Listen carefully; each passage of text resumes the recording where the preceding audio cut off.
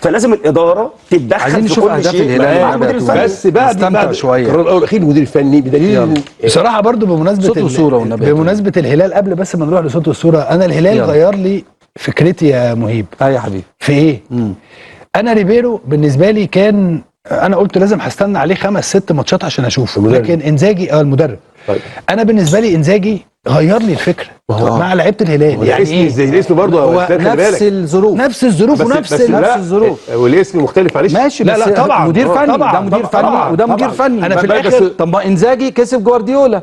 ايوه بالظبط. يعني ده مدير فني. هل ده معناه ان جوارديولا وحش؟ التقليل في جوارديولا يبقى في ناس عباقره ومديرين فنيين. اكمل بس فكرتي.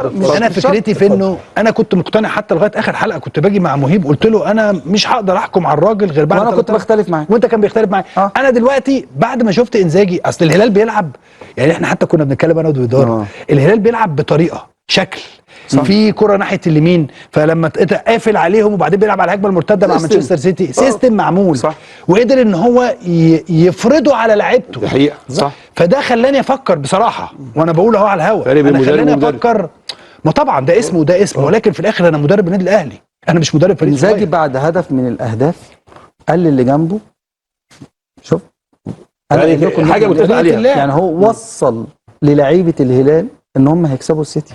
دي قصه لوحدها. لا انت قلت حاجه دلوقتي من شويه دويدار قالها، قال لك انه كان بيرمي الكره عايز يكمل، بيقول للعيبه انا عايز اكسب. ايوه هو قايل لكن بقى انا بالنسبه الاولاني يا جماعه، الجون الاولاني ده يعني انا قلت ده ماتش مين مش عارف. لا الهلال يستحق الحقيقه. تك ايه ده الكره بتاع زمان بتاع منتخب البرازيل والله العظيم. بس الهلال عنده طموح برضه، عشان تبقى انت في الصوره. انت قلت ان الهلال السعودي، عشان برضه ده اللي بيقال ان الهلال السعودي كلهم محترفين، ده غير صحيح. انت وضحت وقلت ان في 8-9 لعيبه سعوديين موجودين في الهلال. لا وكان ليهم دور، كان ليهم الدوسري كان موجود، سالم واحد من احسن اللاعبين، ليهي وناصر الدوسري، وكلهم يعني عملوا ماتش رائع. يعني في عندك 5 وفي مدافع 5 لعيبه مدافع اسمه علي الجامي، الشوط الثاني علي الجامي بالظبط. ففكره ان لا الهلال محترف، نعم لا الهلال كلهم محترفين، لا دي مش حقيقه. خد بالك عدد محترفين النادي الهلال هم نفس عدد محترفين النادي الاهلي. لا بس فرق في الفلوس، بس فرق في الكواليتي بقى. ده فرق في المدرب طبعا. لا عدد المحترفين مش واحد، لا اللي في الملعب 18 لاعب محترف. اللي في الملعب انت عندك النادي، انت عندك النادي الاهلي يحيى عطيه الله، اشرف داري، ديانج، بن رمضان، بن شرقي، جراديشار، دول مع وسام. انت بتتكلم في ايه؟ لا فرق كواليتي كبير جدا جدا جدا. وهنا مش بتكلم في لا انت تقدر وسام ابو علي من اللعيبه الجامده جدا جدا. انا واحد من الناس وصلت لمرحله في البطوله انا قلت ده احسن من سواريز. الذين يتساءلون لماذا بعض جماهير النادي الاهلي تهاجم محمود الخطيب وتطالب برحيله فورا، بينما الذين يدعمون محمود الخطيب ويفرحون به ويطبلون له لا يستطيعون فهم سبب ذلك؟ أرجو أن يكون المقطع السابق قد أوضح لكم بعض الإجابات. النادي الأهلي خسر السوبر الإفريقي أمام الزمالك. لماذا؟ لأنه لم تكن هناك صفقات، ولكن اللاعبين الذين كانوا في الأهلي حينها كانوا قادرين على الفوز على الزمالك، لكن الشخصية والروح المستمدة من شخصية الإدارة كانت أبعد ما تكون عن شخصية النادي الأهلي التاريخية. المدير الفني الذي كان مع الأهلي لم يكن كفؤا للفوز على الزمالك أو بالسوبر الإفريقي. في المقابل الزمالك الذي كان فريقه أضعف استمد لاعبوه روح الإدارة مع مدير فني ذكي يعرف ما يفعله، وبالتالي فاز الزمالك بالسوبر الإفريقي. ما الذي جعل الأهلي أقل من الزمالك في هذه الجوانب؟ إنه عمل الإدارة، عمل محمود الخطيب المشرف العام على الكرة في النادي الأهلي، الذي أخرج اللاعبين في بداية الموسم أحمد عبد القادر وأليو ديانج ومحمد عبد المنعم والقندوسي. لا أحد يصدق أنه كولر أو غيره. لا شيء يحدث في النادي دون علم محمود الخطيب. نحن في مصر ولسنا في فرنسا، فمن ارتكب هذه الأخطاء وتسبب في تراجع روح النادي الأهلي وشخصيته وطموحه وإدارته الفنية وجعل النادي أقل من الزمالك رغم أن لاعبي الأهلي كانوا نسبيا أفضل هو محمود الخطيب. ننتقل إلى المستوى الأعلى.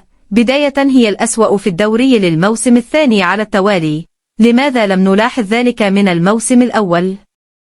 ما معنى أن يخسر المدير الفني 10 أو 12 نقطة في أول 10 أسابيع من الدوري المصري؟ بالتأكيد هذا مدير فني لا يصلح للنادي الأهلي.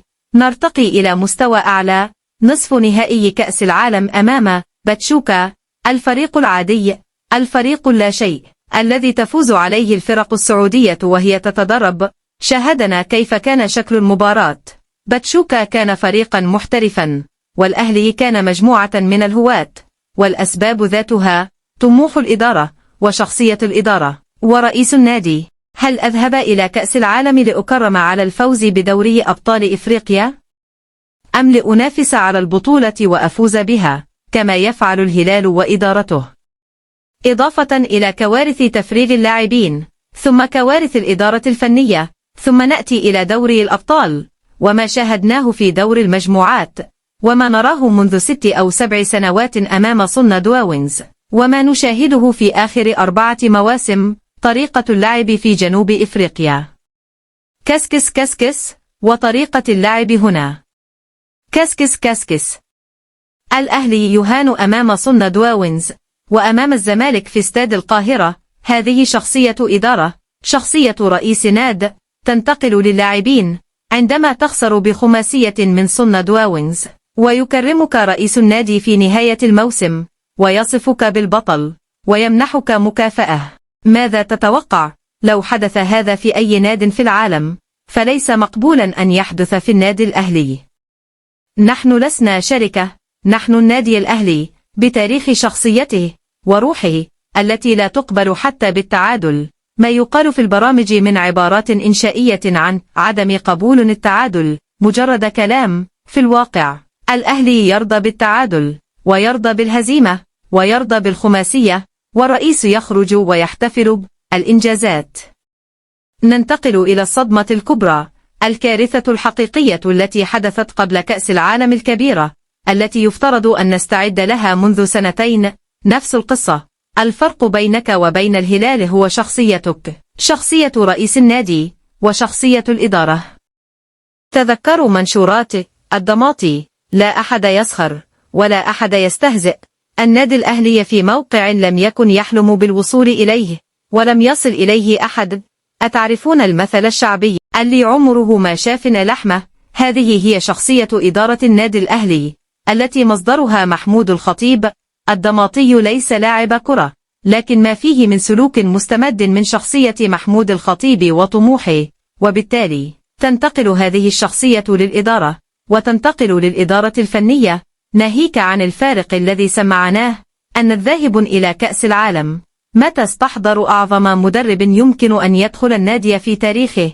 إن لم تكن ستجلبه من أجل هذه البطولة، متى إذن؟